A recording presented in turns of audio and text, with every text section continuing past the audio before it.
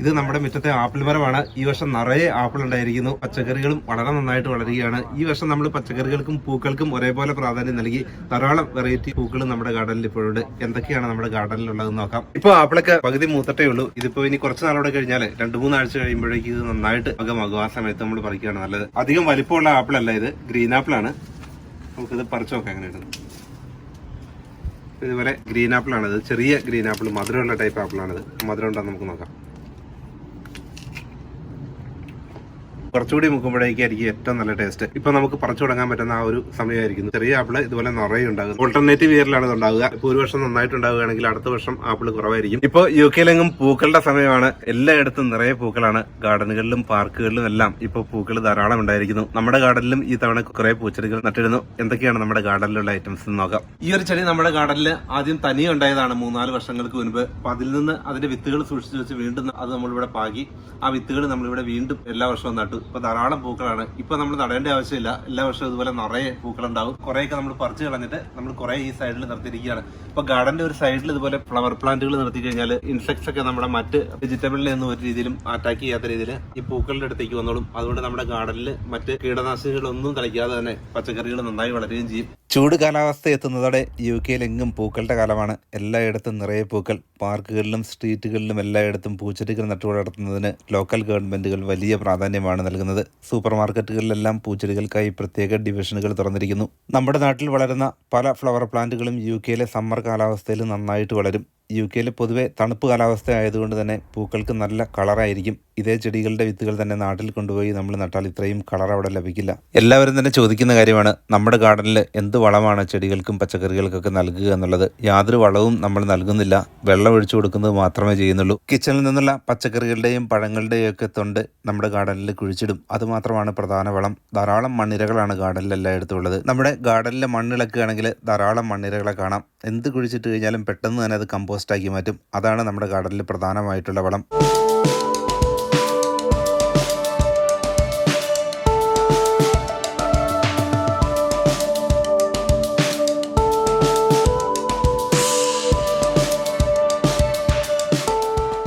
കൃഷി ചെയ്യാനും ഗാർഡനിൽ പൂച്ചെടികൾ നടാനും അനുയോജ്യമായ സമയം ഏപ്രിൽ-മെയ് മാസം മുതലാണ്.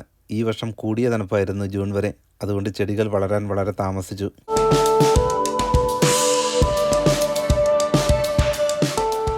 ചെടികളുടെ വിത്തുകളും പൂക്കളോട് കൂടിയ ചെടികളും ധാരാളമായി ഇപ്പോൾ മാർക്കറ്റിൽ ലഭ്യമാണ്.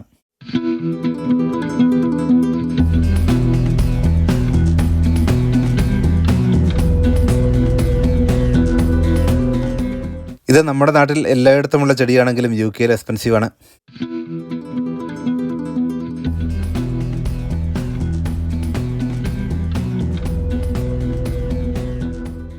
ഒരു തവണ നമ്മളിതുപോലെ ചെടികൾ വാങ്ങുകയാണെങ്കിൽ അടുത്ത വർഷത്തേക്കുള്ള വിത്തുകൾ ഇതിൽ നിന്ന് ധാരാളം വീണ് മുളയ്ക്കും. ഒക്ടോബർ വരെയാണ് UK-ൽ പൂക്കളുടെ കാലം. അതിനുശേഷം തണുപ്പ് കാലം എത്തും. മത്തയുടെ വിത്ത് നട്ടായിരുന്നു, അതിപ്പോൾ നന്നായിട്ട് വളർന്നു വന്നുകൊണ്ടിരിക്കുകയാണ്. ഇത് ഈ വർഷം നട്ട ചെറിയാണ്, ഗ്രാഫ്റ്റ് ചെയ്ത ചെറി. അടുത്ത വർഷം ആകുമ്പോഴേക്കും അതിൽ കായ്കളുണ്ടാകും. നമ്മൾ കടയിൽ നിന്ന് വാങ്ങുന്ന പല വെജിറ്റബിൾസിന്റെയും വിത്ത് നടുകയാണെങ്കിൽ നമുക്കിവിടെ ഉണ്ടാകും. ഇത് നമ്മൾ പെപ്പർ നട്ടിരിക്കുന്നതാണ്. ഇതുപോലെ ഒരു പോട്ടിൽ പാകുകയാണെങ്കിൽ നമുക്ക് ധാരാളം തൈകൾ ഉണ്ടാകും. പ്രത്യേകിച്ച് അതിന്റെ വിത്ത് കടയിൽ നിന്ന് വാങ്ങേണ്ട ആവശ്യമില്ല.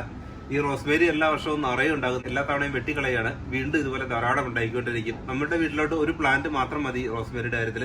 അത് നമുക്ക് ആവശ്യത്തിലധികം ഇതേപോലെ നിറയെ ധാരാളം ബ്രാഞ്ചുകൾ എല്ലാ സമയത്തും ഉണ്ടായിക്കൊണ്ടിരിക്കും. ഇത്തവണ ധാരാളം സ്ട്രോബെറീസ് നമ്മൾ നട്ടിരുന്നു. നിറയെ കായ്കളുണ്ടായി, ഇപ്പോഴും കായ്കളുണ്ട്. നമുക്ക് ആവശ്യത്തിനുള്ള സ്ട്രോബെറീസ് എല്ലാം ഇതിൽ നിന്ന് കിട്ടും. ഇപ്പോൾ 2 പ്ലാന്റ് നമ്മൾ വാങ്ങിയതായിരുന്നു. സ്ട്രോബെറീസ് നമുക്ക് ധാരാളം കിട്ടി. എല്ലാ ദിവസവും തന്നെ അതിൽ ഫ്രൂട്ട്സ് ഉണ്ടാകും.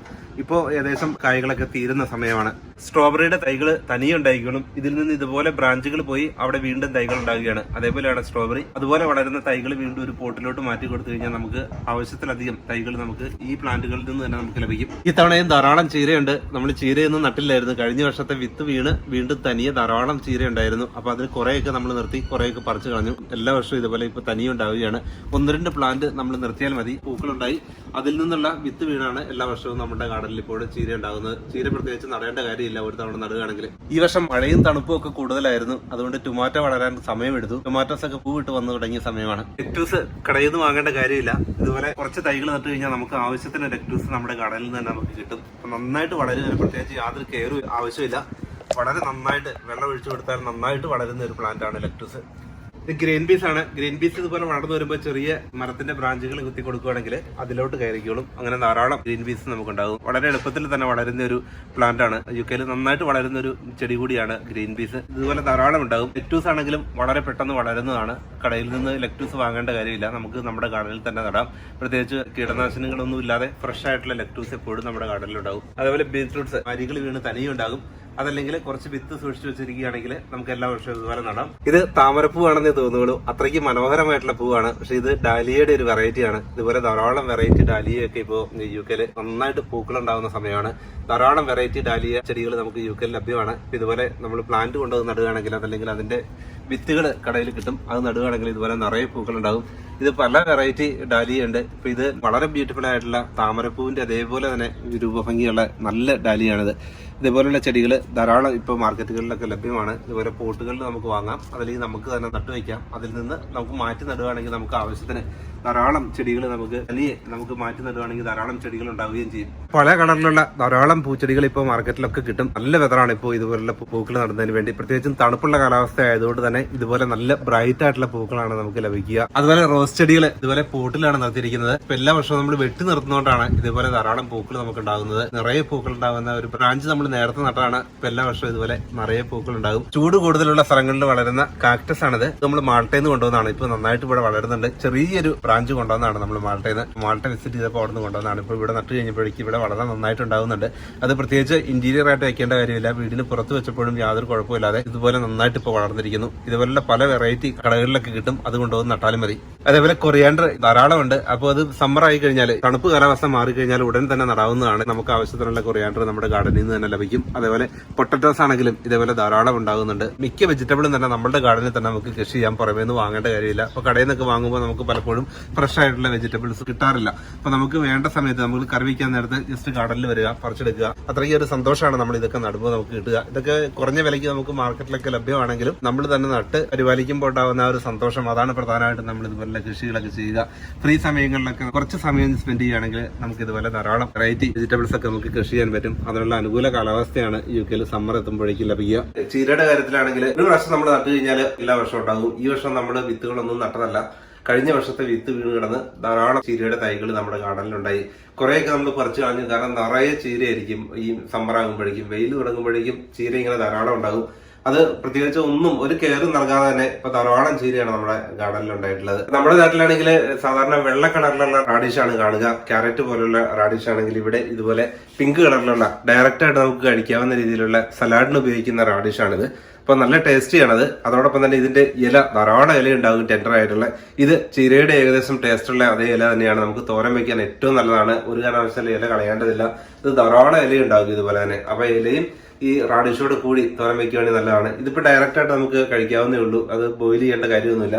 പക്ഷെ ഇതെല്ലാം നമുക്ക് തോരൻ വെച്ച് കഴിക്കാൻ ഏറ്റവും നല്ലതാണ്. അധികം ബുദ്ധിമുട്ടൊന്നുമില്ലാതെ പെട്ടെന്ന് വളരുന്നതാണ്. ഒരു മാസം കൊണ്ട് തന്നെ ഇത് പെട്ടെന്ന് വളരും. അപ്പൊ നമ്മൾ അതിന്റെ വിത്തൊക്കെ മാർക്കറ്റിൽ കിട്ടും, അത് വാങ്ങി നട്ടാൽ മതി. ഇതുപോലെ 2 കളറിലുള്ള സ്പാർക്കിൾ റാഡിഷ് എന്നാണ് ഇതിന്റെ പേര്. ഇപ്പൊ ഇതുപോലുള്ള വേറെ വെറൈറ്റിയും അവൈലബിൾ ആണ്. നിങ്ങൾക്ക് ഇഷ്ടമുള്ള വെറൈറ്റികളൊക്കെ വാങ്ങി നടാം. അതുപോലെ ഗാർഡനിൽ ഏറ്റവും വലിയൊരു പ്രശ്നം ഒച്ചാണ്. മിക്ക ഗാർഡനുകളിലും തന്നെ ഒച്ചൊരു പ്രധാന പ്രശ്നമാണ്. നമ്മൾ എന്ത് ചെടി നട്ടു കഴിഞ്ഞാലും ഒച്ച വന്ന് അത് കട്ട് ചെയ്ത് കളയുന്നുണ്ട്. പ്രത്യേകിച്ചും പയറൊക്കെ നമ്മൾ നടുമ്പോൾ റണ്ണർ ബീൻസ് ഉൾപ്പെടെയുള്ള ചെടികൾ നടുകയാണെങ്കിൽ അത് മുളച്ചു വരുമ്പോൾ തന്നെ ഒച്ചുകൾ വന്ന് അത് കടിച്ചു തിന്നും. അതുകൊണ്ട് തന്നെ പലപ്പോഴും ഏറ്റവും വലിയൊരു ബുദ്ധിമുട്ടാണ്. നമ്മളിവിടെ ഒച്ചുകളെ ഇല്ലാതാക്കാൻ വേണ്ടി ചെയ്തത് മഴയൊക്കെയുള്ള സമയത്താണെങ്കിൽ നേരിട്ട് അതിനെ കുറെ പിടിച്ച് കൂട്ടിയിട്ട് കെറ്റിലിൽ വെള്ളം തിളപ്പിച്ചൊഴിക്കും. അതല്ലാതെ രണ്ടാമത്തെ ഒരു മാർഗ്ഗം നമ്മൾ ഇതുപോലെ മുട്ടത്തോടൊക്കെ സൂക്ഷിച്ചു വെച്ചിരിക്കുകയാണെങ്കിൽ അത് പൊടിച്ചിടുകയാണെങ്കിൽ ഒച്ചിന്റെ ശല്യം വളരെ കുറവായിരിക്കും. അതേപോലെ പരന്ന പാത്രത്തിൽ ബിയർ ഒഴിച്ചു വെച്ച് കഴിഞ്ഞാൽ ആ ബിയറിൽ ഈ ഒച്ചുകളെല്ലാം വന്ന് പിടിച്ച് അത് ചത്തുവയ്ക്കണം. അതേപോലെ പല മെത്തേഡിൽ നമുക്ക് ഒച്ചുകളെ ഇല്ലാതാക്കാനാകും. അപ്പൊ അതിന് കാണുമ്പോൾ തന്നെ അതിനെ നമ്മൾ നശിപ്പിച്ച് കളയാണ് ചെയ്യുക.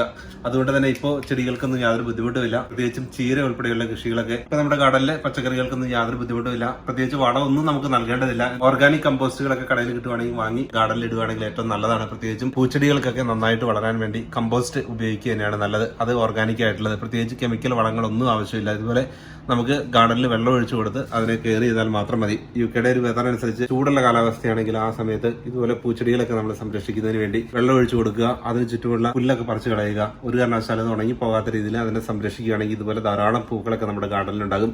അപ്പോൾ ഈ വീഡിയോ നിങ്ങൾക്ക് ഇഷ്ടമായെന്ന് കരുതുന്നു. ഈ ഗാർഡനിൽ മറ്റു പച്ചക്കറികളൊക്കെ വളരുന്നതനുസരിച്ച് മറ്റൊരു വീഡിയോയിൽ അത് ഉൾപ്പെടുത്താം. മറ്റൊരു പുതിയ വീഡിയോയുമായി താമസിയാതെ തന്നെ വീണ്ടും കാണാം.